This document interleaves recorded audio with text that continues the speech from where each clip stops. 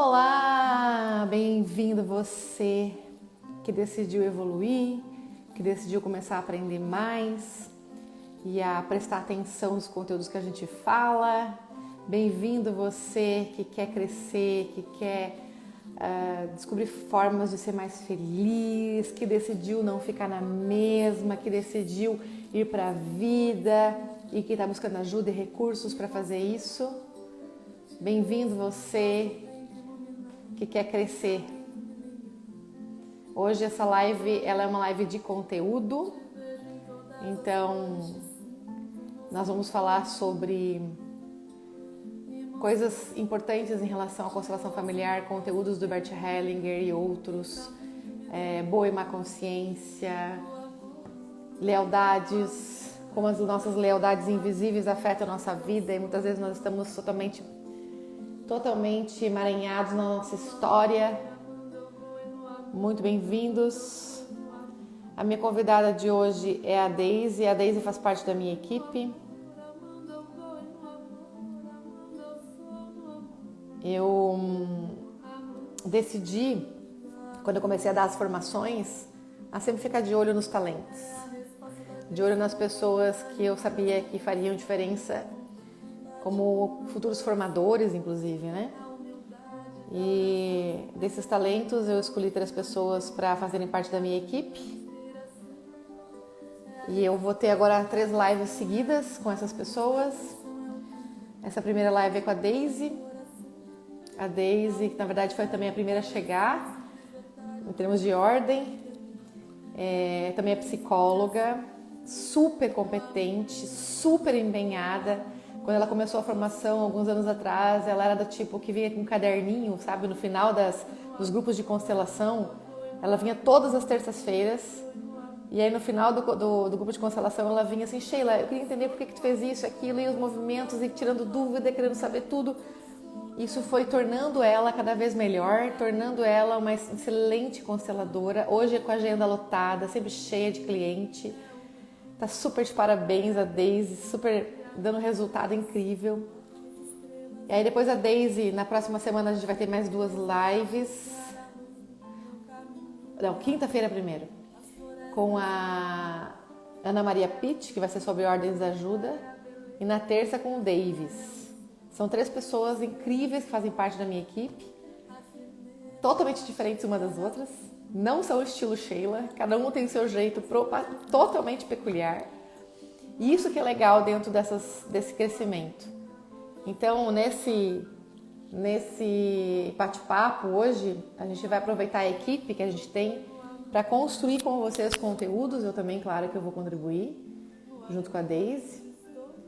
E então, eu sugiro vocês se organizarem para prestar muita atenção, tanto nessa live de hoje, quanto nas próximas 2, tá?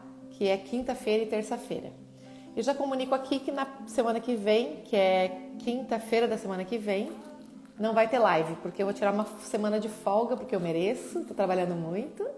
Vou para um hotel fazenda, na verdade é um sítio. Um sítio que é uma casa só, maravilhosa, a gente vai ficar lá, só a nossa família nesse sítiozinho, para poder descansar um pouquinho com os boi, com as vacas, com as ovelhas. Porque a gente merece ficar um pouquinho offline, tá? Não estranhe, eu vou ficar bem sumidinha por uma semana. Então vamos lá, Daisy. Daisy, só me dá um oi, porque eu já te perdi aqui no meio de todo mundo. Eu vi você, mas eu me perdi.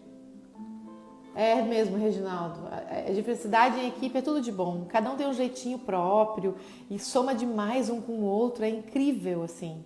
Ver eles trabalhando juntos, ver eles trabalhando separados, cada um com o seu jeitinho. É muito legal.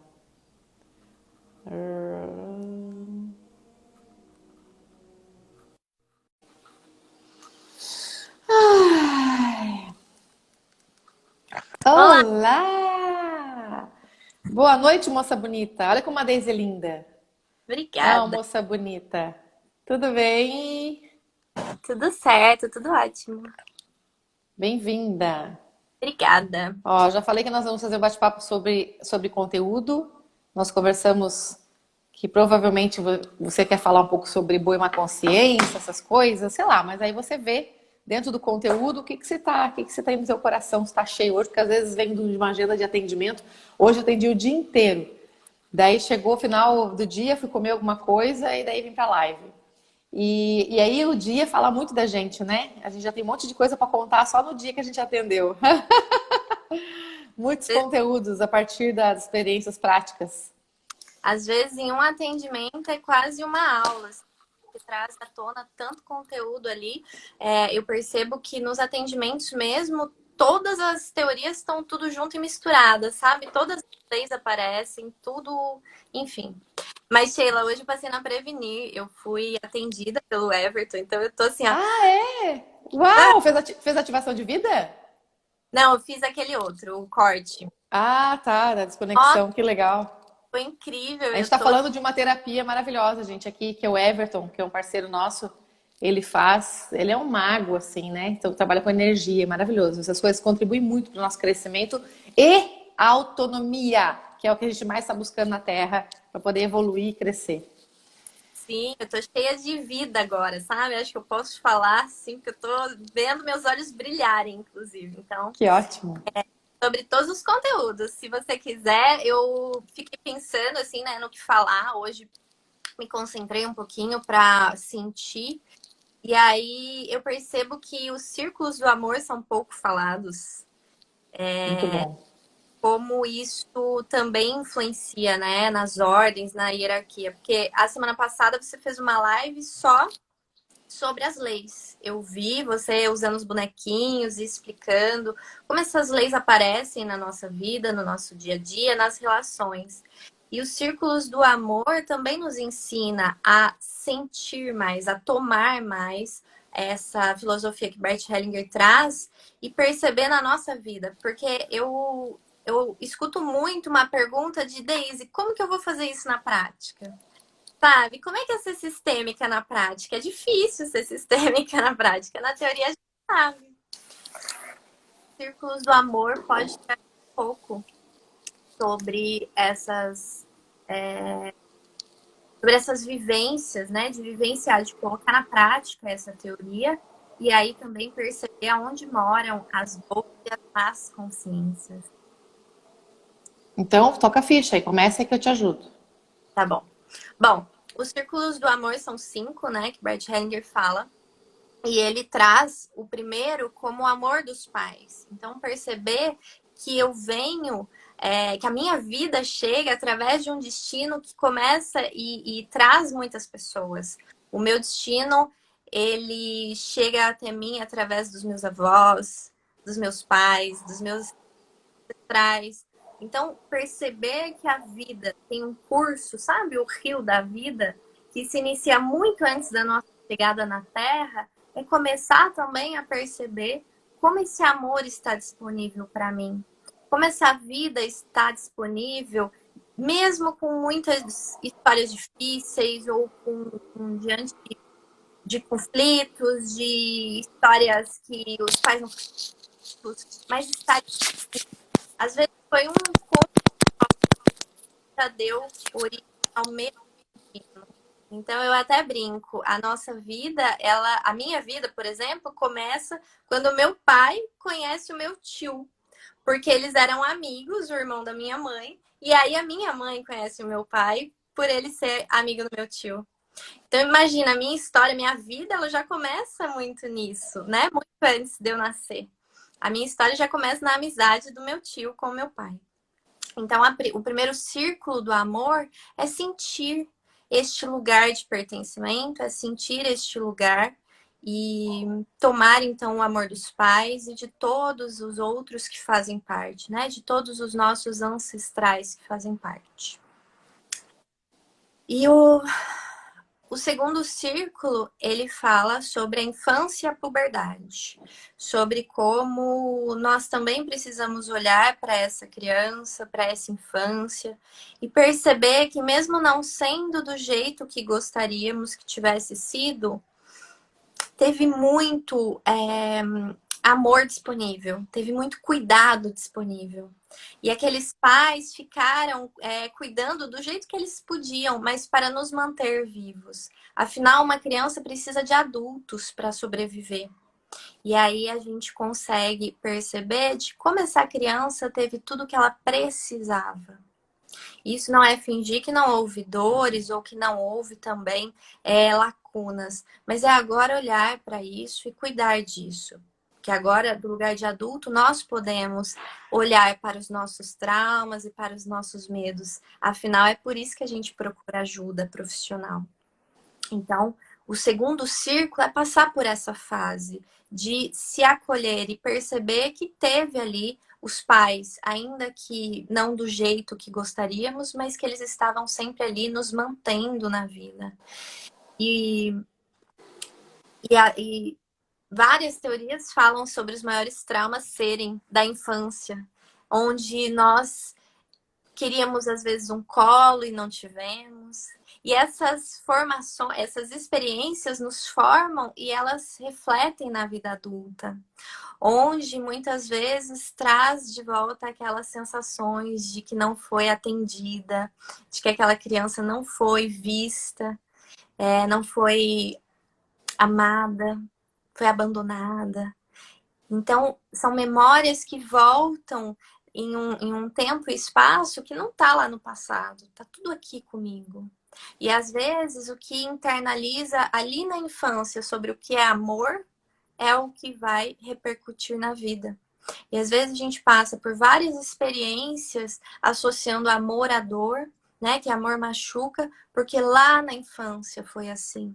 Porque lá em algum momento, em vários momentos, experimentamos desta forma e machucou. Então, Ô Daisy, vamos dar exemplos, que eu acho que daí as pessoas se identificam bastante, assim. Exemplos de casos onde a gente está, muitas vezes, identificado essas fases na vida, né? Primeiro, o lugar de pertencimento, que é aquele círculo do amor que você fala, né? O primeiro círculo do amor, que é... Eu nasci, bom, o primeiro pertencimento que eu costumo dizer é o pertencimento ao planeta. É ainda anterior aos pais. Ou seja, você nasce e você é filho da Terra. Você, a partir do momento que você é um ser divino e você chega na Terra através de um portal. Papai e mamãe. Ponto. Se eles foram ausentes, se eles só fizeram você nasceu, né? E eles sumiram, seja por morte, por abandono, por qualquer coisa, ainda assim eles cumpriram a missão deles, que é servir como portal. Então você tinha um portal para vir para a Terra e era exatamente o seu pai e sua mãe. Pá, ali. O que acontece? O que acontece na prática quando a gente recusa esse lugar? Já imediatamente assim, eu não aceito o fato de ter nascido na Terra. Então, aquelas pessoas que muitas vezes ficam a vida inteira buscando o sentido da vida em esoterismo, às vezes até na igreja, mergulhado na igreja, procurando um sentido contra a realidade, muitas vezes lutando contra a realidade. Eu não queria ter sido assim. Eu fico tentando a vida inteira perdoar minha mãe e meu pai. Esse movimento é um movimento de subtração de vida. E não é um movimento de tomar a vida. Tomar a vida é quando a gente olha para a realidade. Essa é minha mãe, esse é meu pai, é assim que foi. Eles são os meus portais de entrada na Terra. Logo, eu os vejo e, independente do preço que eles pagaram, ou mesmo até que eu paguei, né, em relação ao meu nascimento, a tudo que acontece, essa é a minha realidade. Simples assim. Quando eu não assumo a realidade, eu vivo lutando contra a realidade na vida. E depois a gente pode aprofundar mais esse primeiro círculo. Eu acho excelente tu trazer os círculos do amor. Quando tu fala da infância e puberdade, vamos dar exemplos de infância e puberdade, coisas que acontecem conosco, que a gente chama de o círculo do eu pessoal, que são experiências práticas que acontecem conosco. Então, por exemplo, eu atendi essa semana, acho que uns 2 ou 3 casos de pessoas que perderam o pai quando eram crianças. E também tem crianças que perdem a mãe. Então, perder um dos pais gera um impacto imediato sobre a criança. Então, imagina você perder o pai com 6, 7 anos de idade. Quando você perde o pai com 6, 7 anos de idade, você olha para a mãe.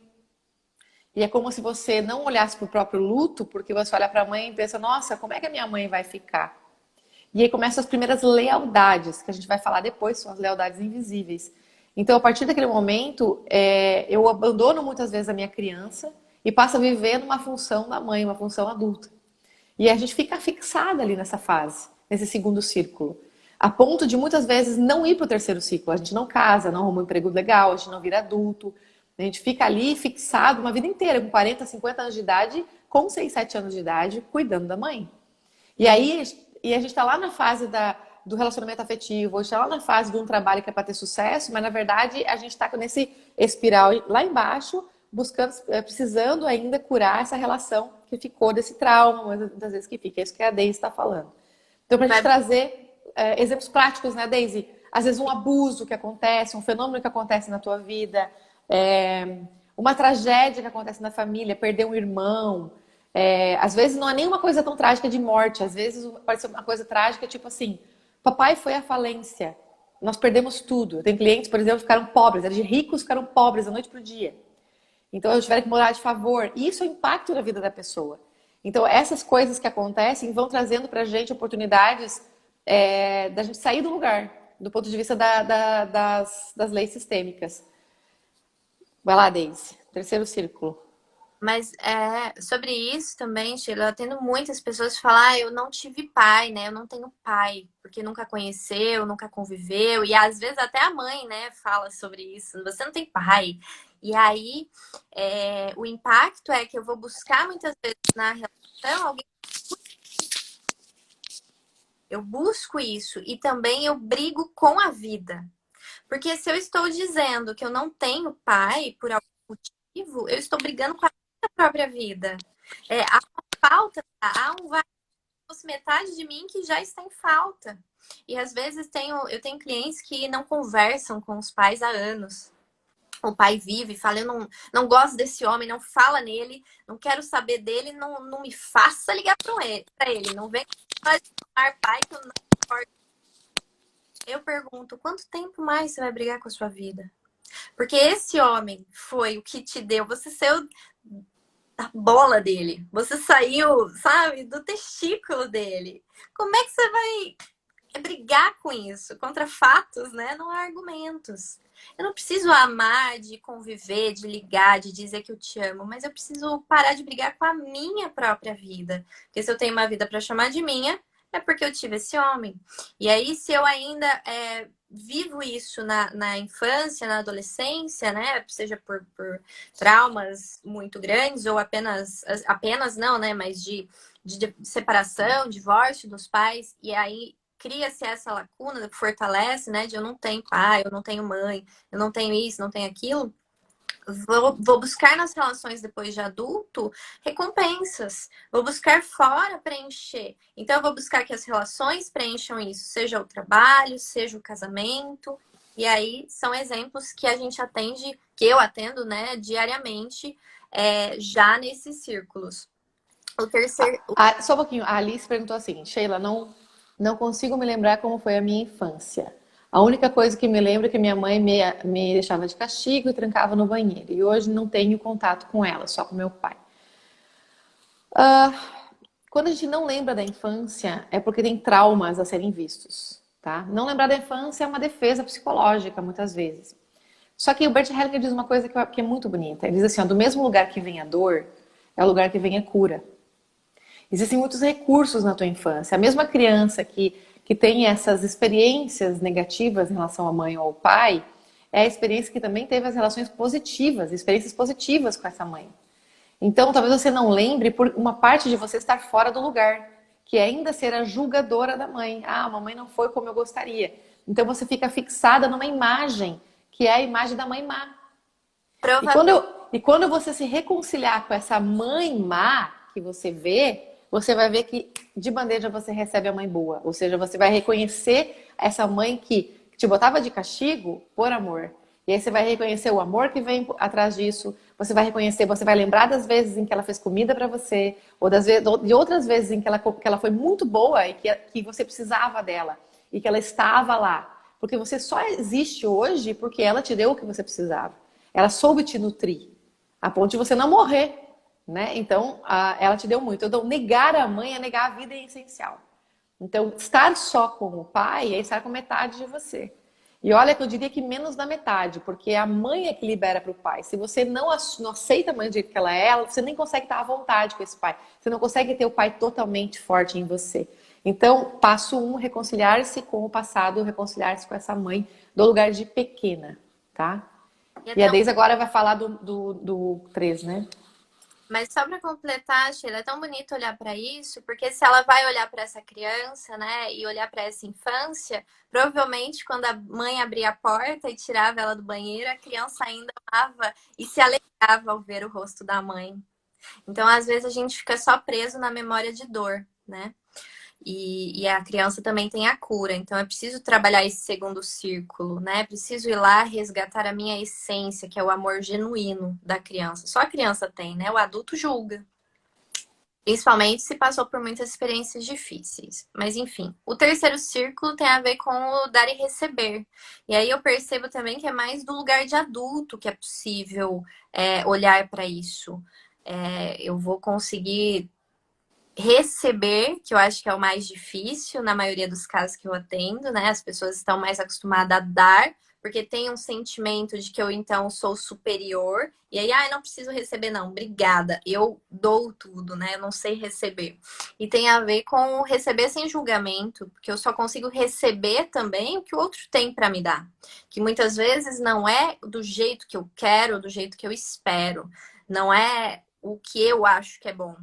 E aí, muitas vezes, eu também não quero receber por isso, né? Prefiro não, já que não é do meu jeito. E isso gera uma interrupção no fluxo da vida. Eu paraliso também, provavelmente por memórias já dos outros primeiros círculos, né? Já do pertencimento, já da infância.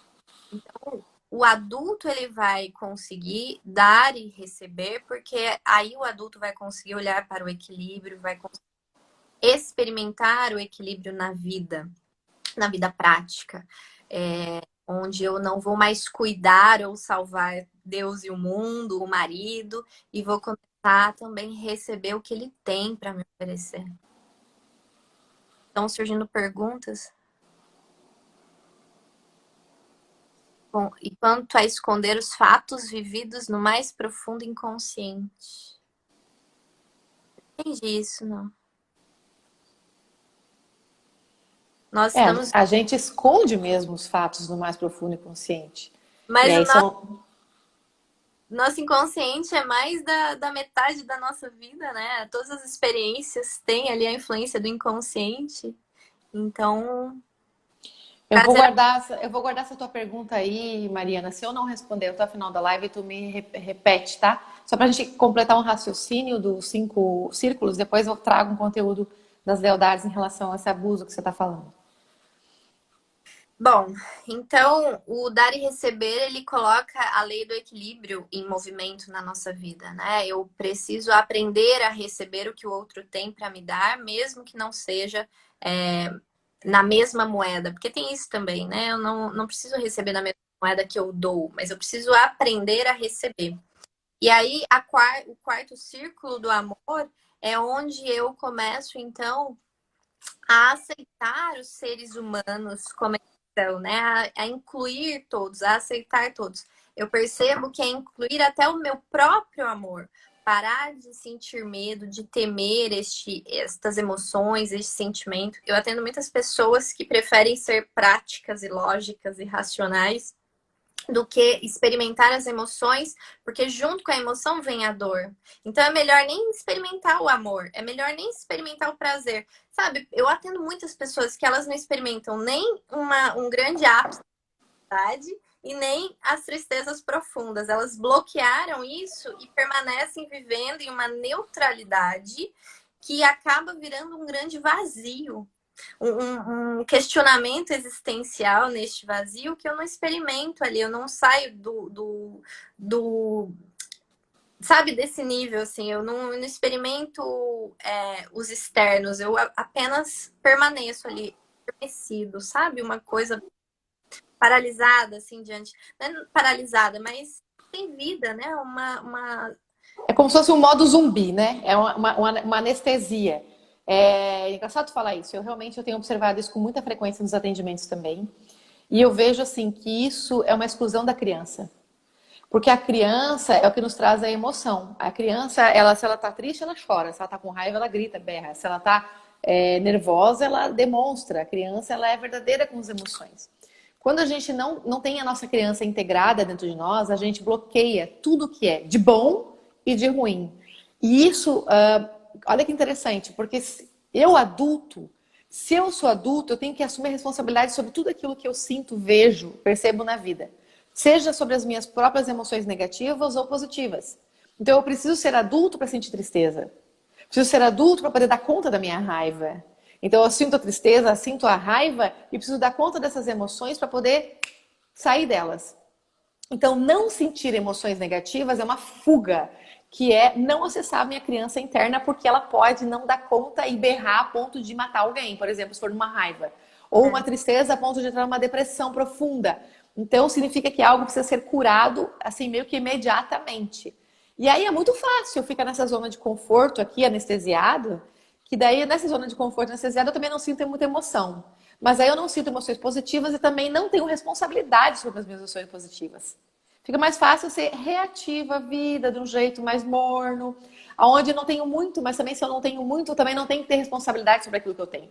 Porque se eu tenho conhecimento, se eu tenho tesão pela vida, se eu tenho vontade, se eu tenho, por exemplo, vou dar um exemplo clássico, sexualidade.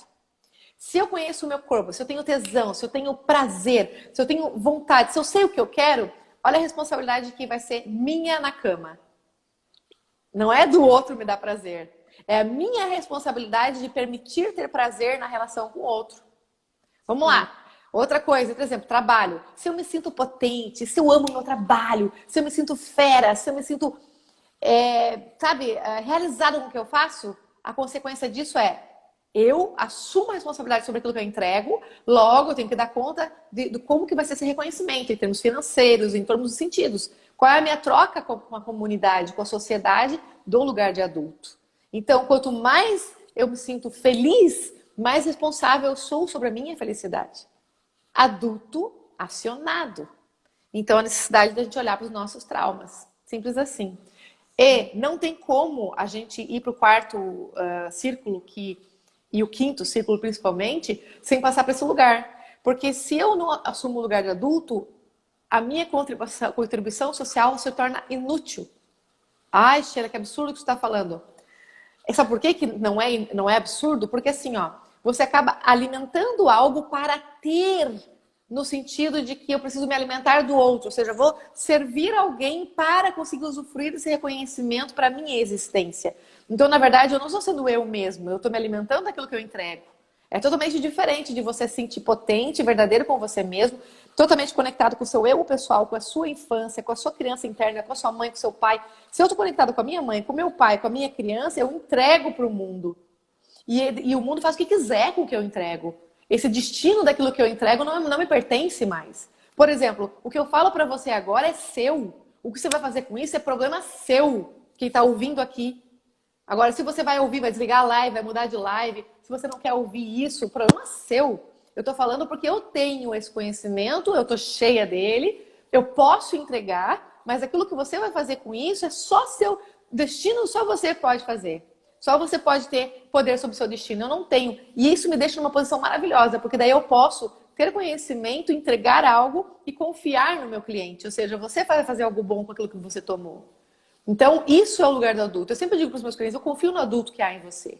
Hoje mesmo eu atendi um caso, Deise, de uma pessoa fora daqui do Brasil, e ela praticamente surtou fora, no sentido assim de chorar, chorar, chorar, totalmente anestesiada, igualzinho que você falou, e eu gosto de ir no profundo. E quando ela chorou, chorou muito, ela teve muita dificuldade de voltar. Ela soluçava e não conseguia respirar. Eu dizia, olha para mim, mantenha os olhos abertos, eu confio no adulto que você tem. Você tem 30 e tantos anos. A gente sempre faz um contrato inicial, né? Nós vamos para um lugar mais profundo, né? E você vai o quanto você conseguir dar conta de ir.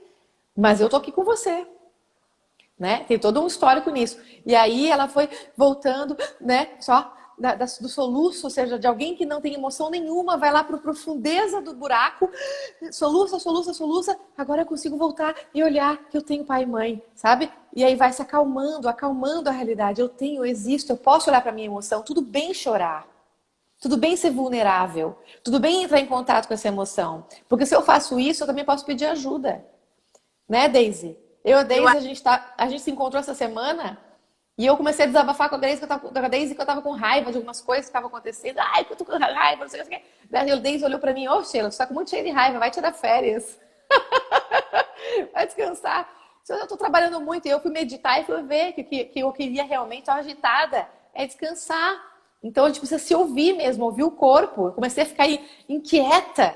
Então, opa, tá na hora de soltar, descansar, é se ouvir, assumir a responsabilidade. Senão o que a gente faz? A gente fica no modo julgador. É o outro que me provocou, logo o outro é culpa do outro, por isso que eu tô assim. Você fez alguma coisa para me magoar, por isso que eu tô triste.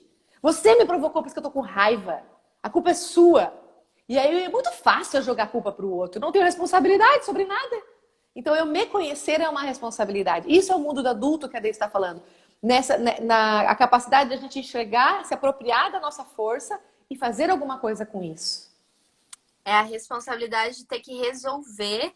E eu costumo brincar que só o adulto tem solução, né? O adulto, ele vai lá, faz e acontece. Quem não consegue...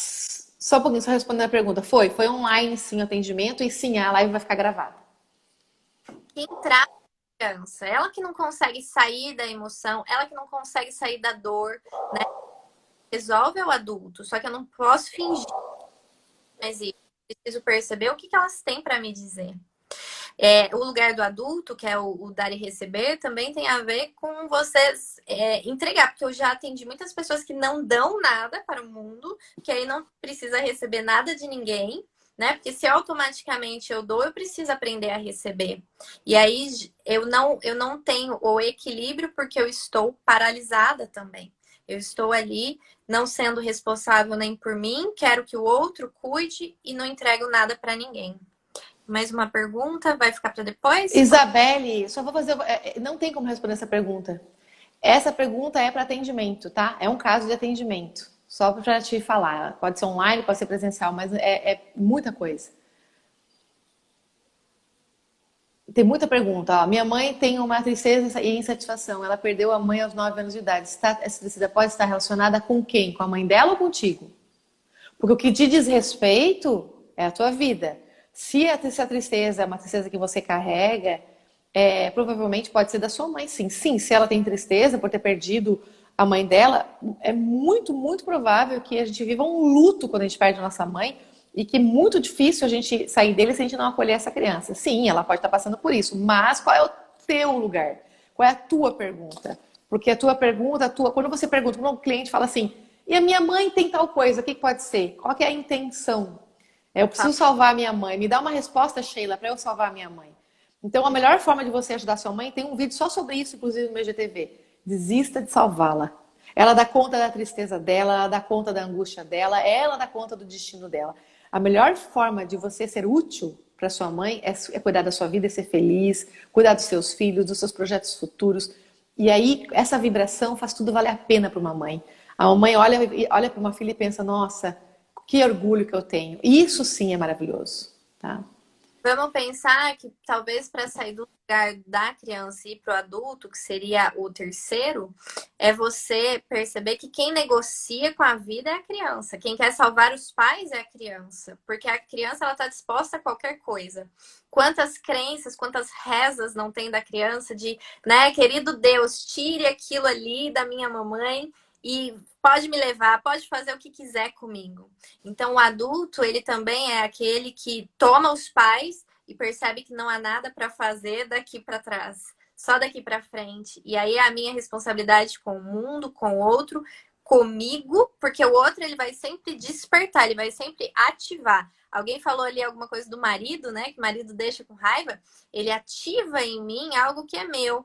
Até falei para você sexta-feira, bateu, doeu, pega que é seu. Se o outro diz algo que me dói, que me incomoda, eu preciso olhar para isso. Eu preciso cuidar, ver o que é raiva. E aí, saio da dor mais rápido quando eu estou no meu adulto. Que a dor permanece, pode saber, tá na criança. É a postura da criança. Por força específica. Esse conteúdo sobre mães, tem aqui no IGTV, tá? Tem 1, 2, 3, 4 lives sobre mães, bem no início do IGTV, você vai ver lá, tá? É muito bom. E o Desista de Salvar também. Deise, fala do quinto círculo. O quinto Bom, o quarto, então, é aceitar todos os seres humanos, que é concordar com, além do pai e da mãe, né? Concordar com os excluídos, entrar em ressonância com este universo, Consonância, né? consonância com o chefe, com os colegas de trabalho, sabe? É perceber que todo mundo ali tem um sistema junto, mas se tornar responsável pelo seu e concordar com o outro, aceitar o outro. Vamos pensar o seguinte, ó, para entender bem claro o quarto círculo, que o quarto círculo necessariamente já passou por uma ressignificação das próprias dores. É quando a gente já está numa fase mais madura na vida e que a gente passa a olhar as coisas com mais leveza. Ou seja, já passa por experiência, já viu um monte de coisa, você começa a olhar para as relações e para tudo que acontece com mais gratidão. Você começa a olhar para as coisas e enxergar que por trás daquilo que existe algo, então você não julga mais. Então, você passa a aceitar as coisas como elas são, sem ter aquela sensação de ter que mudar o mundo desesperadamente porque está tudo errado. Não, você faz a sua parte no mundo e você percebe que existe amor em todas as pessoas. E que isso vai se tornando cada vez mais evidente aos teus olhos. Nos relacionamentos familiares, nos relacionamentos com os filhos, com o trabalho, nos pares de trabalho. Você começa a olhar para aquilo e dizer, uau, eu posso aprender com você sendo super diferente de mim. Eu posso aprender com você sendo diferente de mim. Isso é muito maravilhoso. Você vai aprendendo e também vai entregando algo seu. É tomar este amor que vem, né, lá de trás, pegar tudo isso, olhar para essas dores e esse amor é meu e agora ele transborda. E aí eu consigo ver o amor no outro, porque eu já consegui ver o amor em mim. E eu começo a fazer algo com isso, né? Algo com a minha vida, algo com ele. E a gente vai para o quinto círculo, que para Só mim um pouquinho, antes do quinto círculo. Eu vou aproveitar a pergunta que está bem no quarto círculo, que é assim, ó. Quando eu não consigo admirar os homens, sempre acho eles fracos e não consigo atrair homens bem resolvidos. O que é bem resolvido, né? A gente é bem resolvida? O que é bem resolvido? Primeiro, porque quando eu pressuponho, homens bem resolvidos, eu já tenho uma imagem na minha cabeça do que eu acho que é bem resolvido. Isso já acaba criando muitos filtros. é ideal. Filtros do ideal da minha crença. Então, a partir dali, eu já julgo tudo aquilo que não está no meu checklist, fora, fora, fora, fora, fora. Então, na verdade, aqui passa justamente provavelmente na tua família, as mulheres são assim. Elas olham os homens como fracos. Muito, muito provavelmente na tua família, as mulheres, elas são aquelas mulheres super fortes, resistentes, resilientes, que são autossuficientes, que dão conta de tudo e que têm uma sensação de que eu prefiro não precisar dos homens. E isso é uma exclusão do feminino. Ou seja, se eu me tornar vulnerável, eu tô, palavra FUDIDA, né? Se eu tô vulnerável, eu tô ferrada, né? Porque eu não posso contar com o homem. Então, muitas mulheres devem ter vivido experiências de ser abandonadas ou de acontecer alguma coisa, de não poder contar com alguém. E aí isso gera uma memória. E às vezes isso é lá atrás. Às vezes o homem saiu para poder comprar coisa na cidade, nunca mais conseguiu voltar. Daí aquela mãe ficou lá com um monte de filhos, tendo que dar conta de tudo sozinho. Ou então o homem foi para a guerra e não conseguiu voltar. E passa por memórias de que mulheres muito fortes, eu preciso dar conta. E aí, quando a gente vai encontrar um homem, a gente não consegue admirar esse homem. Por quê? Porque a gente acha que tem tudo. Eu sou muito bem resolvida. O que muito bem resolvida é? Eu não preciso de mais nada. Será? Uma mulher bem resolvida é aquela que se torna vulnerável quando precisa, aquela que acolhe a sua sensibilidade, aquela que às vezes chora na menstruação, sabe? Que quer ficar recolhida. É aquela que aceita a vulnerabilidade e olha para o homem e diz assim, eu preciso de você. Porque eu não preciso que você me dê o que eu não tenho, né? O que você complete algo em mim. Eu preciso que você seja homem. Eu sou a mulher da relação e você é o homem da relação. E aí, juntos a gente pode fazer algo maravilhoso. Juntos nós temos força. A gente admira esse homem quando a gente está no lugar de mulher. Quando é que a gente não admira o homem? Quando a gente quer ocupar todos os lugares, fazer o papel de mulher, fazer o papel de homem, fazer tudo e pensar assim, eu trocaria essa lâmpada, eu trocaria o pneu desse carro, eu faria isso sozinha. Se eu já acho o outro fraco, é sinal de que eu já estou ocupando o lugar dele. E aí vem isso, Dele. Exatamente, aí vem isso que a Daisy falou. Então, quando eu excluo o masculino, ó, o quarto círculo aqui, significa que eu não estou vendo o amor no outro. Eu não estou vendo o outro na sua dor, por exemplo. O homem, gente, ele tem muitas dores. As mulheres não enxergam as dores dos homens. Muitas Nossa, eu tenho, assim, ó, o privilégio, eu agradeço a Deus por ter a oportunidade de ter me curado muito com os homens, porque eu consegui ver as dores deles. Isso já quando comecei a ser psicóloga, eu tinha essa coisa com o masculino é tão forte em mim, se você está falando, eu vejo isso também. Eu também tinha essa coisa de crítica com os homens e tal. Que eu atraía homens para eu curar. Ou seja, eu curar quem era, sou eu. Mas assim, era como eu achava, né? No início. A minha arrogância era, eu vou curar os homens. Então vinham os homens para eu curar e no final eu me comovia com a dor deles. Em prantos eles ficavam.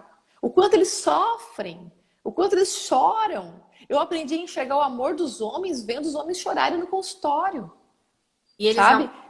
E ver a dor deles, que é que a Daisy está falando, ver a dor, ver por trás, né, Daisy? Ver por trás, ver a dor deles.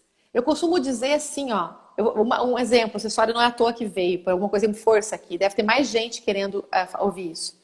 Vocês já se deram conta, mulheres, do quanto os homens sofriam quando iam para as guerras? Já parou para pensar que o homem às vezes está lá no campo de concentração, sabendo que ele vai entrar em batalha no dia seguinte, ou na manhã, ou na madrugada. Sabendo que a família dele está longe, que ele não tem como se comunicar. E detalhe, ele não podia nem chorar. Ele não podia chorar de saudade, ele não podia chorar a dor dele, ele sentia falta da família, sentia falta dos filhos, da esposa. E quantos da mãe e do pai, que eram adolescentes que iam para as guerras. Então, olha a dor reprimida desses homens, gente. Vamos olhar para isso. Eles são admiráveis. É, Admiráveis. A gente tem que parar de julgar e olhar para eles, contemplar que eles, dá espaço para eles serem verdadeiros. Dá espaço, a gente chama que os homens são mentirosos, mas a gente também dá a oportunidade para eles serem mentirosos, porque a gente não acredita neles. Se você dá espaço para o homem ser vulnerável, em vez de julgar só de fraco, olha por trás disso.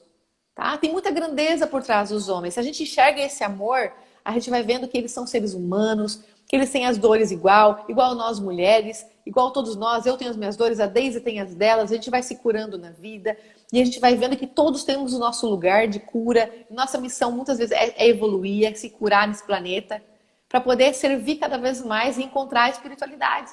E agora vem o quinto círculo. que é o mundo, está em concordar com o mundo, é o quinto círculo do amor. Para mim, esse talvez tenha sido um dos mais difíceis, porque eu sempre trabalhei, fiz estágio em ONG, em instituições com minorias, e aí concordar com tudo que vem do mundo é enxergar muito além desse amor que estamos acostumados ao. Porque a gente já tem uma ideia do que é amor. E aí, para mim, concordar com o mundo é enxergar o amor divino, que é muito maior do que o amor humano, digamos assim, né? Conseguir sentir e acessar mesmo este mundo que continua acontecendo e que nós estamos aqui só de passagem, que as desigualdades, que as injustiças estão aí desde que o mundo é mundo. Eu não posso salvar o mundo disso, eu não posso sofrer junto, mas eu posso aproveitar a minha passagem por aqui e fazer algo bom com isso. E aí, do meu lugar, eu consigo, às vezes, transmitir ou transbordar algo bom para o mundo, que daí fica, né, para o mundo. Eu fico pensando assim, Bert Hellinger, como que ele muda a vida das pessoas.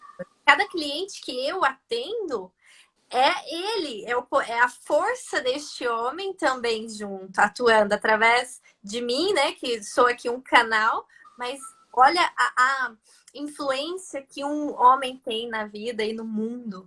Entrar em ressonância com esse mundo é ser muito pequenininho, estar ali no seu lugar, mas conseguir o amor divino, o amor que eu acho que vai além de vidas, dessas memórias de guerras que carregamos, é enxergar esse amor do mundo que continua a existir, a funcionar e que as pessoas estão se curando de alguma forma, estão melhorando, mas que precisa dar lugar para as dores, precisa dar lugar para isso, para que isso venha à tona, porque daí sim é possível trabalhar, né? Quando se fala, por exemplo, em injustiças, precisa vir à tona, muitas vezes, para encontrar um novo lugar, porque do jeito que está, não está funcionando.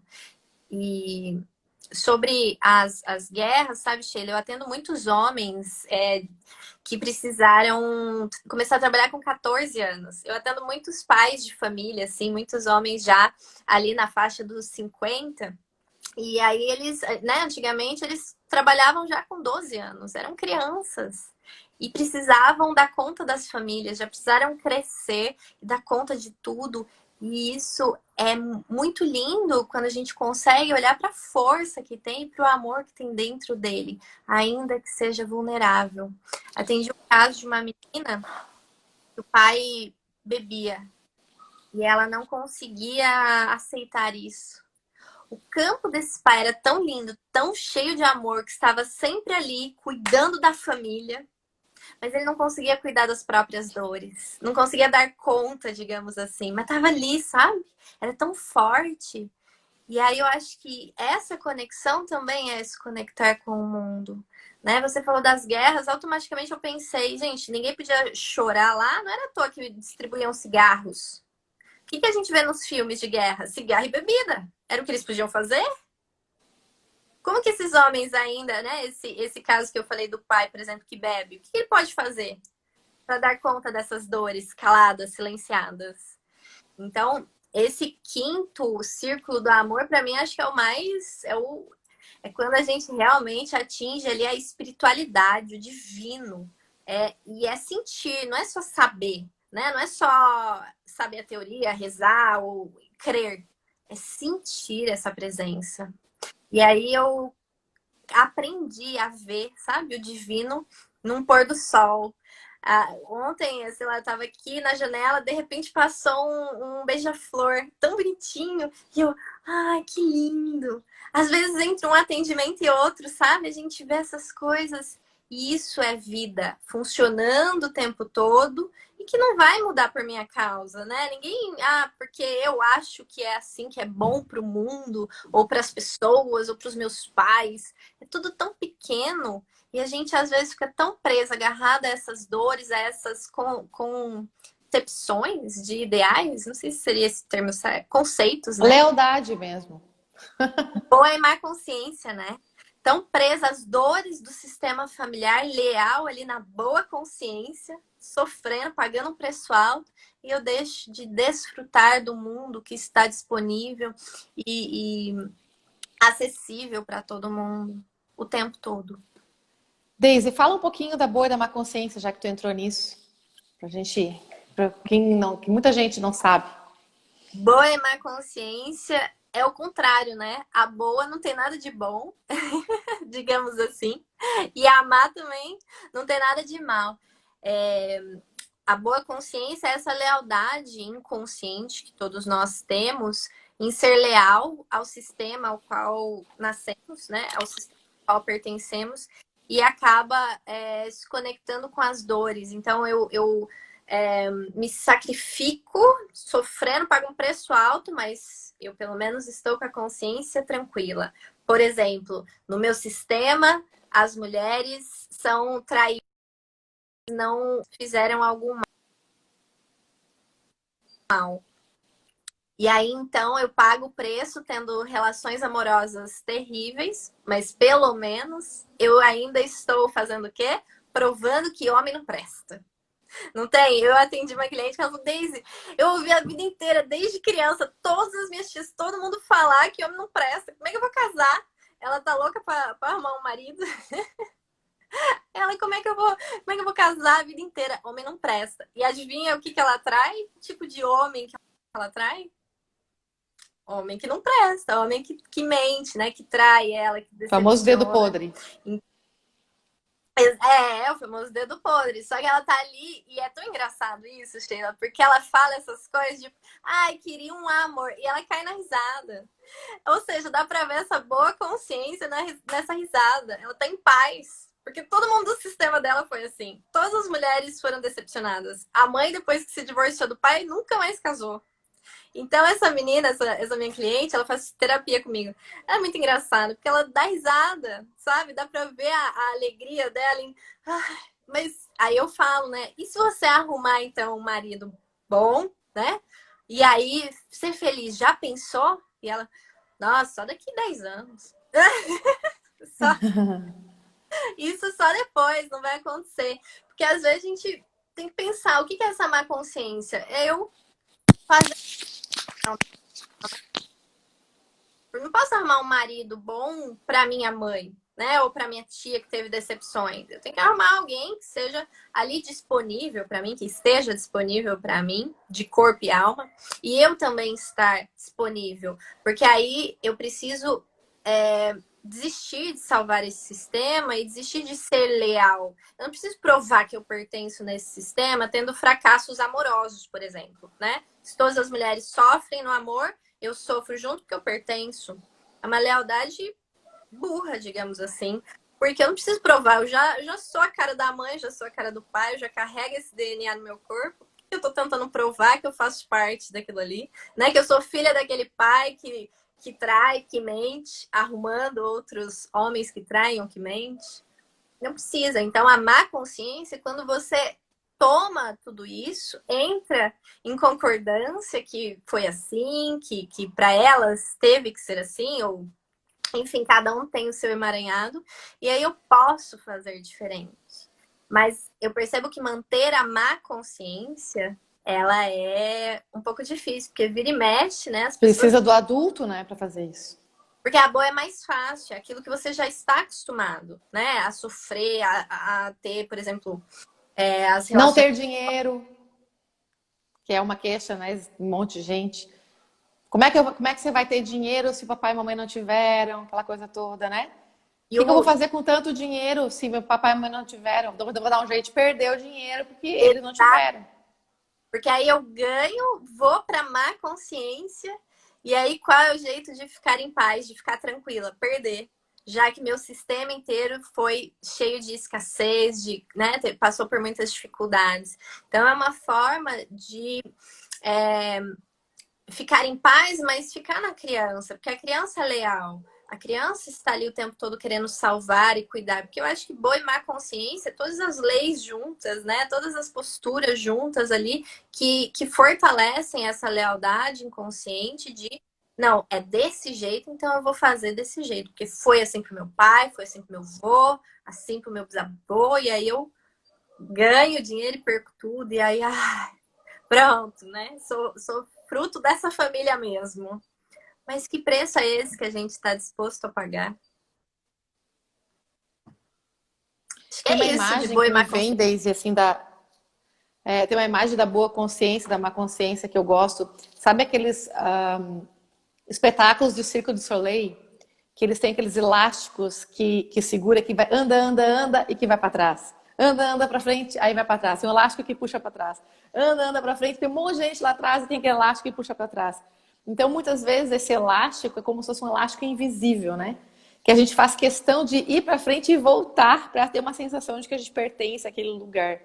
E aí, como seria? Olha só, daí é a grande pergunta. Se você se virar, né? Olha para quem fica e diz assim: muito obrigada. Mas agora eu vou soltar o elástico que está me prendendo e vou ficar só com aquele que me abençoa. Então você se vira para frente e você vai para uma outra plataforma, para um outro lugar e segue uma vida muito mais abundante e feliz e diz assim: olha, quando eu estiver lá na frente super feliz, eu vou lembrar de tudo que vocês fizeram. Eu sou muito grato. Isso seria a gente passar pela má consciência. O que é a má consciência? Quando a gente se sente pesado, parece que está fazendo diferente. Ai, meu Deus, parece que eu estou errado. Estou ganhando dinheiro e agora estou me sentindo culpado por estar ganhando dinheiro. Ou estou muito feliz no meu casamento e agora estou me sentindo culpado por estar feliz no meu casamento, porque mamãe não foi. E aí você dá um jeito, às vezes, de se boicotar. O boicote nada mais é do que isso, do que a necessidade de voltar para a boa consciência, ficar pertencente à família. Então, quando você supera isso, uau, aí você vai para o equilíbrio total. Você superou aquele momento de tensão, sabe? E aí você começa a acostumar. Então, imagina assim, aquela pessoa que nunca voa, nunca vai para aeroporto. E aí a mamãe é lá da roça, meu papai é da roça, eu nunca viajava nem nada. E aí você começa, meu Deus, como que vai ser? Imagina, eu não sei como é que é isso. Você imagina a vida dessa forma. E aí você vai para o aeroporto, você vai a primeira vez com medo, né? Com aquela tensão toda. Aí na segunda vez você já vai um pouco melhor. Na 12ª vez, você já quase perde o voo, você quase já perde o voo de chegar em cima da hora, ou seja, você já começa a se acostumar, a vida começa a ficar fácil, leve, agora é tranquilo, agora eu consigo. Mas a mamãe e o papai ainda estão na roça. E eles estão felizes porque você está voando. Eles estão felizes porque você está conquistando a vida. É disso que se trata. É sair da boa consciência, da lealdade, daquilo que me prende, ir para a má consciência, sofrer as tensões que isso gera, e aí seguir em fluxo de equilíbrio na vida. E aí, como consequência, uma felicidade. É verdade. E entrar em acordo sem julgamento. Já foi difícil para o meu sistema, não precisa ser mais. O sacrifício deles abriu os caminhos para que eu pudesse fazer diferente ou ter um pouco de condições melhores. Né? Às vezes os pais ficaram na roça, não puderam estudar porque não tinha outra alternativa. Mas fizeram de tudo para pagar os estudos do filho. Isso, então, já abrir os caminhos. E se para eles foi difícil, eu estou vivendo uma vida difícil. Não tem porquê, eles já abriram. Então, é passar por todos os círculos. Tomar, entrar em acordo sem julgamentos, ir para o adulto, concordar com o mundo que foi assim, e aí começar a voar mesmo. Você tem ali um bom pouso, você sempre falou isso, mas foi difícil para eles. Para mim, já é possível ser melhor. E eu posso ficar leve com isso. E essa Eu queria dar uma cutucada só para a gente terminar, Daisy, que a gente não falou sobre isso, mas lá no mundo adulto, e o Bert Hellinger fala isso, que no quarto círculo, sabe como é que a gente descobre verdadeiramente o amor? De verdade mesmo? Nos filhos. A gente vai entender o amor divino, o amor dos nossos pais, o amor do mundo, tudo como é na relação da maternidade e da paternidade nos filhos. Para quem não tem filhos, é nos projetos de vida, na cura que vai fazendo, no servir o outro, no servir com amor ao outro. Quando a gente enxerga essas coisas, a gente começa a perceber que nós precisamos entregar para o mundo algo nosso. Então, só para cutucar aqui, que é muito importante, a gente falou dos ciclos do amor, a gente lembrar dessa fase. A gente precisa pensar qual é o nosso compromisso com a vida. De que forma eu vou entregar vida na gratidão em relação aos meus pais. Ou eu vou ter filhos, que é o que se espera da humanidade, que se tenha pelo menos filhos. Ou fazer algo ainda profissional, enfim, se você já não consegue ter filhos. Se os dois, ainda melhor. Ter filhos e ainda fazer algo que você possa servir a vida. Só para vocês pensarem sobre isso também, tá? Para cumprir o ciclo do amor. É continuidade. Gerar continuidade para a existência. deixar para o mundo, né? O quinto círculo é o mundo, então é deixar para o mundo algo seu, dar continuidade a essa vida. Nossa, eu não sei como que tu conseguiu falar com tanta coisa em tão pouco tempo. Conteúdo, bastante conteúdo. Um monte Faltam de 2 minutos. não sei se vai dar para ler, né? Um monte de perguntas. A maior parte a gente de alguma forma respondeu. Algumas são comentários. A gente tem só 1 minuto e meio. Já deu aqui o time. Com lealdades familiares. Sim, né? Eu tô presa já ali no passado e eu temo o futuro. Porque se eu estou disponível para a vida, se eu já tomei, né, tudo, já fui ali nos 3 círculos do amor, eu já consigo olhar para o futuro. Depois que eu passo pelos 3, eu já tô olhando ali para a vida e para o futuro. Então, E na vida vai acontecer várias vezes de você trancar em algo, algum tema da vida. Às vezes vai ser no relacionamento afetivo, às vezes vai ser no dinheiro. Daí a melhor forma de romper com esses ciclos, alguém perguntou, é você se reconciliar com o que foi. É você olhar para o seu pai, ver o fracasso nele, se reconciliar com isso, se reconciliar com o fracasso da mãe, se reconciliar com as dores do pai e da mãe, se reconciliar com as traições, com as perdas de dinheiro, com os ganhos de dinheiro e se reconciliar com o sucesso, se reconciliar com as conquistas, com o tesão, com o prazer, com a alegria. No caso das mulheres, se reconcilie com as prostitutas da tua família, eu digo, né? Que se reconcilia tudo como é. Daisy, vai se despedindo, a gente tem 50 segundos. Muito obrigada, adorei. sobre este movimento da vida, a gente sempre vai voltar, sempre vai ter que olhar algo, que a vida é movimento, é constante. A gente sai dessas posturas porque a vida continua. Mas é estar sempre na pulsão de vida, né? Na vitalidade, que é o tesão de estar vivo. Muito obrigada, então, pelo convite. Fiquei muito feliz. É sempre muito bom estar com você. Eu te amo. Também te amo, um beijo, gratidão. E, gente, não viva morno, não viva anestesiado, seja feliz. Dê esse presente para você, tá? Pulsão de vida, alegria, felicidade a gente merece, né? Um beijo, Daisy, te amo, a gente se fala. Até mais. Tchau, tchau. Tchau.